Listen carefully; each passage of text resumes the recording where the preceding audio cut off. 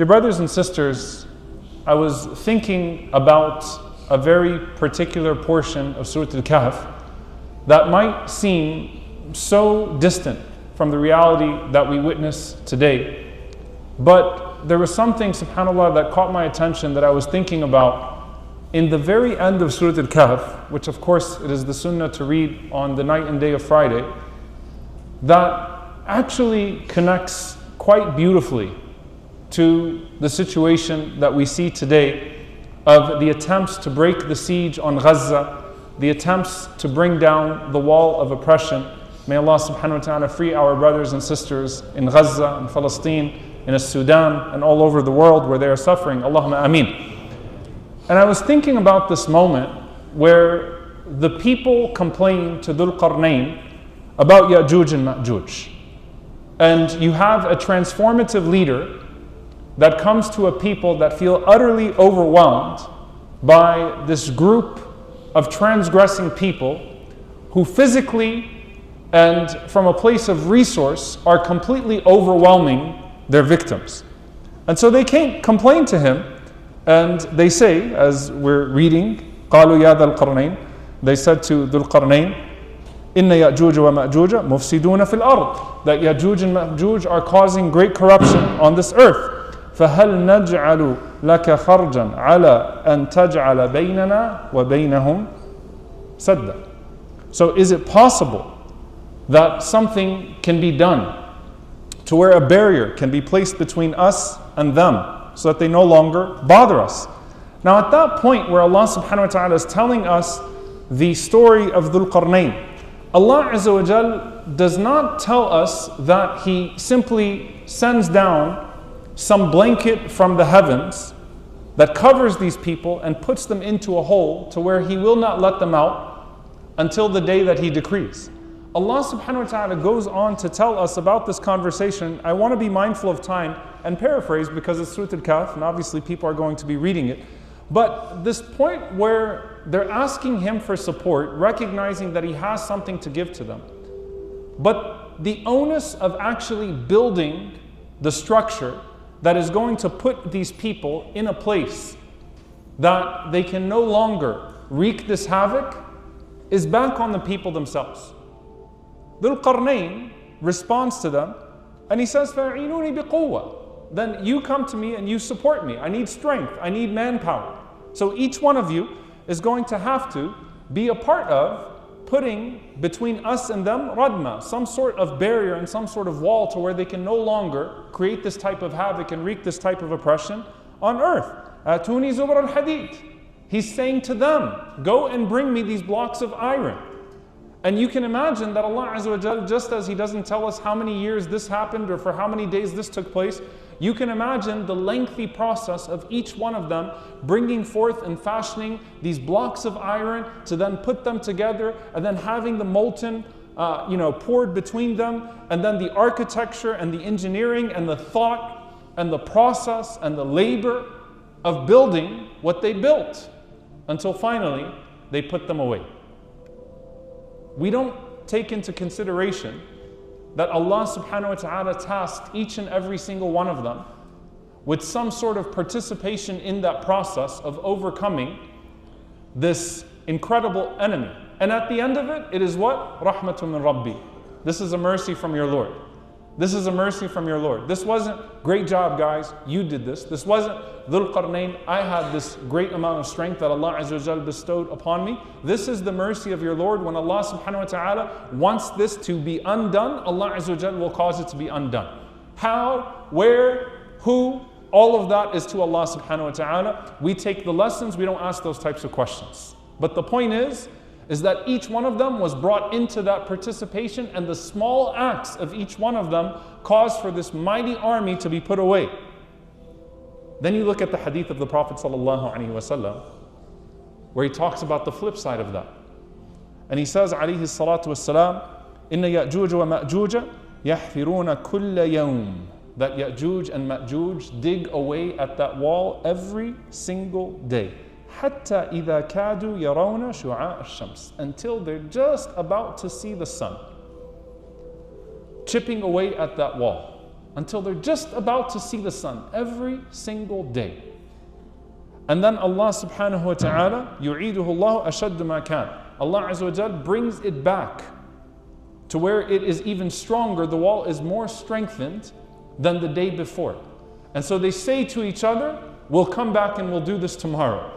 And then the next day they come and they chip away at this wall, and Allah subhanahu wa ta'ala does the same thing over and over and over again until one day they will say, Insha'Allah, we'll come back tomorrow and we'll be able to open this, and Allah Azza wa Jal will allow it to be opened. SubhanAllah, you think about this, that was it really the brilliance of the structure that was built that put them away in the first place?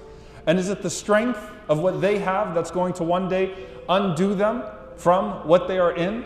All of this comes back to Allah subhanahu wa ta'ala allowing for what He wants to be strengthened in the moment and for what He wants to be weakened in the moment. And when Allah Azza wa Jal wills, just like that, it's broken, comes apart.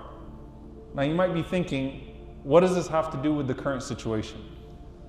And subhanAllah, as I was watching, like many of you, what was happening with these flotillas as they were passing into the waters, and the people of Gaza going out there, and subhanAllah, a small thing that they had was the ability to collect some fish while the occupation was busy trying to push off these flotillas. As I was watching it all go through, and may Allah subhanahu wa ta'ala protect those people. I mean, subhanAllah, some of them, I know them, and they're really going from a place of iman. Some of them are reading Quran the whole way there, and some of them are going from a place of just human indignation, righteous indignation of seeing this. And their conscience is driving them, and you can see them overwhelming the system. And you watch those flotillas one by one start to overwhelm the system. And you think to yourself, when it was one flotilla, it was a nuisance. Then it's 10, and we have a crisis. Then it's 40, and now it's 400, and you have some that just left Malaysia and Turkey again. Now we have a full-blown crisis on our hands of how we're going to deal with this, the optics of it, the international relations that are at hand. And it was one act that was followed by another act, that was followed by another act, and slowly, slowly, it gains momentum and it becomes something. And subhanAllah, as Allah Azza wa Jal mentions, that تِلْكَ الْأَيَامُ نُدَاوِلُهَا بَيْنَ النَّاسِ, that days come and days go and things change. You know, if you read back in the 1840s, when the British were imposing the Irish famine upon the Irish, who are now, of course, you know, largely representing a huge contingent of those that are trying to break the siege, it was the Ottoman Empire that was sending ships through in the 1840s to try to break through to reach the Irish because of that famine. History flips. And again, one ship, one crack here, and something starts to come apart. And then I started thinking about the siege of the Prophet ﷺ, the boycott, Shi'b Abi Talib, in the valley of Abu Talib.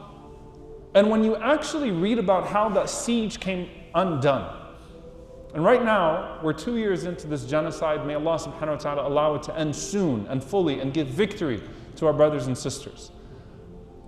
The boycott was for 3 years on the Prophet ﷺ and his families. And now that you've been watching this for 2 years, you have a frame of reference to think about what it must have felt like for 3 years, where you don't see momentum coming from the outside, where you're not receiving the moral and the psychological support of someone saying, hey, we're coming, and seeing some sort of worldwide momentum on the outside. You live alone in that valley, and you see the pain of each other, and you don't see anything on the outside. You hear some murmurs of conversation, but the nature of media back then, 3 years they were starving in that valley. 3 years they were being blocked. 3 years they were being boycotted. 3 years they were psychologically being tortured and tormented.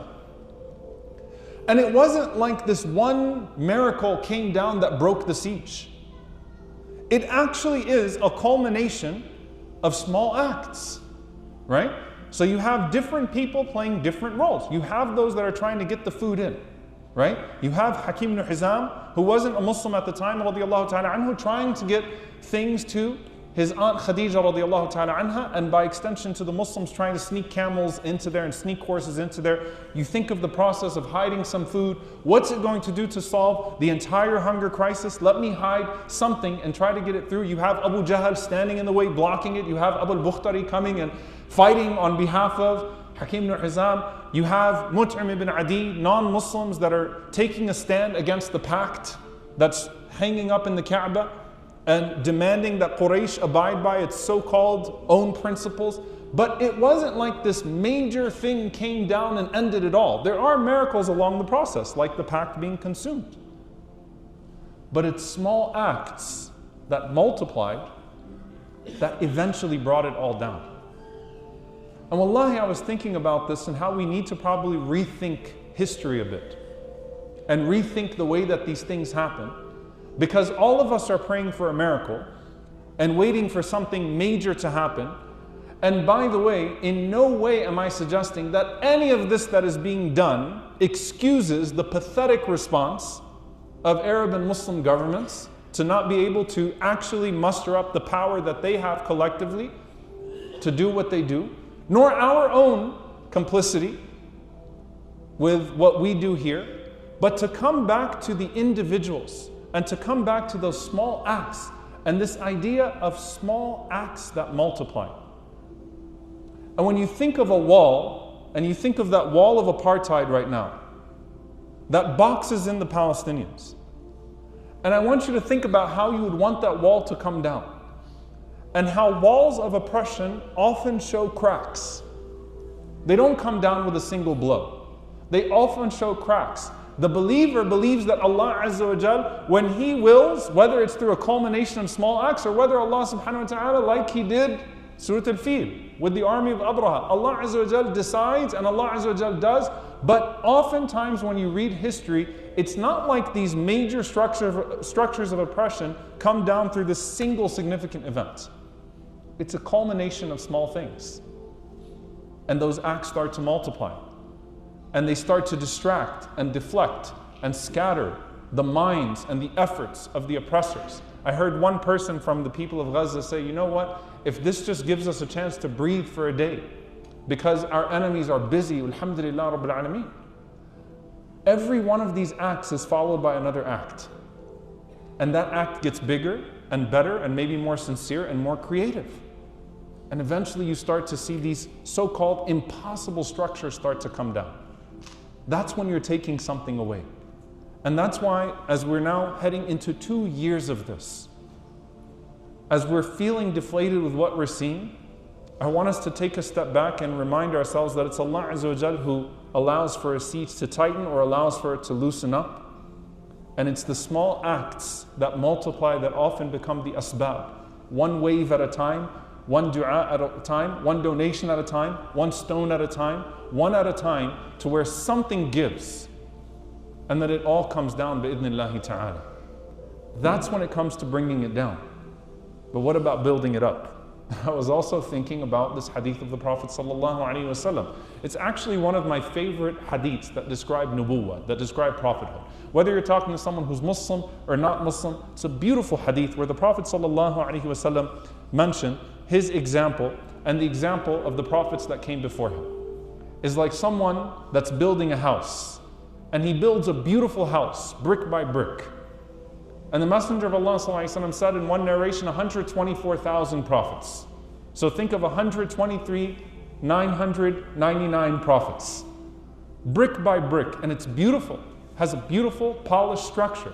Now at every point of the construction, you could literally look out the window and see construction. At every point of a construction, when it starts to develop, then the previous phase makes a bit more sense.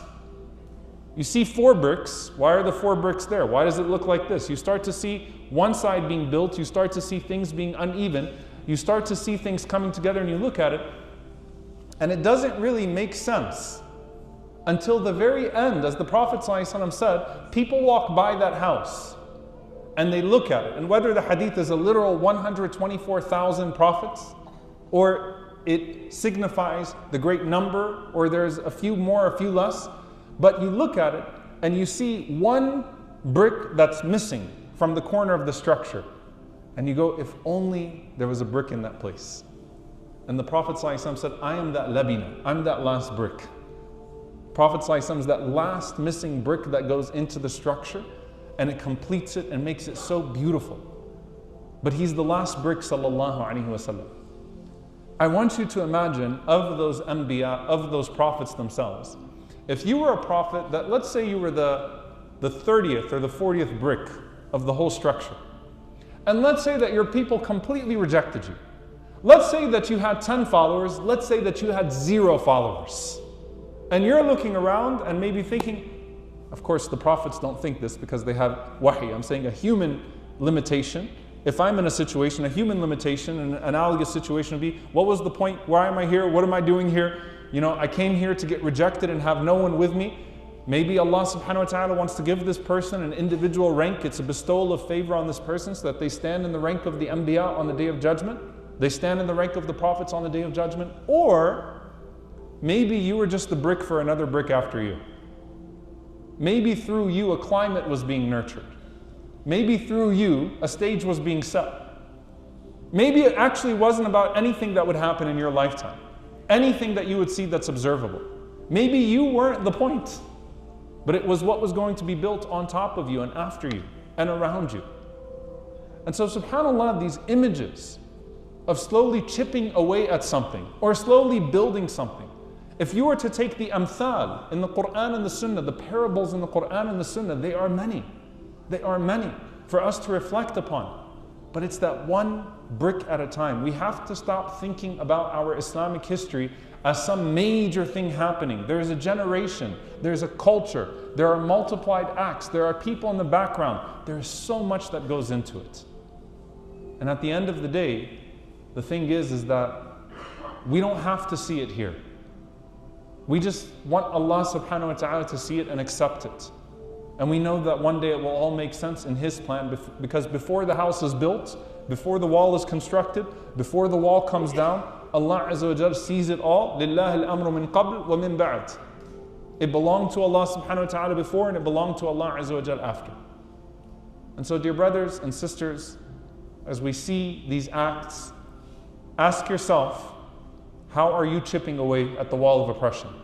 That small act that you're doing, what are you contributing to that?